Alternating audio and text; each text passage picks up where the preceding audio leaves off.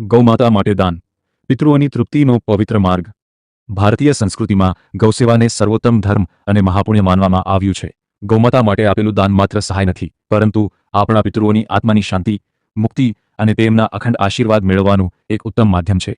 Liquid calcium સપ્લિમેન્ટનું દાન. ગૌમાતા માટે સર્વોત્તમ સ્વાસ્થ્ય સેવા. ગૌશાળામાં રહેલી ગૌમાતાઓને પોષણક્ષમ આહાર મળી રહે તે સમયની જરૂરિયાત છે. ખાસ કરીને ગર્ભાવસ્થા, પ્રસૂતિ પછીના સમયમાં અને દૂધ ઉત્પાદન દરમિયાન ગૌમાતાના શરીરમાં કેલ્શિયમની ભારે અછત સર્જાય છે. ગૌશાળામાં લિક્વિડ કેલ્શિયમ સપ્લિમેન્ટનું દાન એ ગૌસેવાનો એક ખૂબ જ અર્થપૂર્ણ, ઉપયોગી અને પુણ્યદાયી ઉપક્રમ છે, જેનાથી ગૌમાતાના હાડકાં અને દાંત મજબૂત બને છે.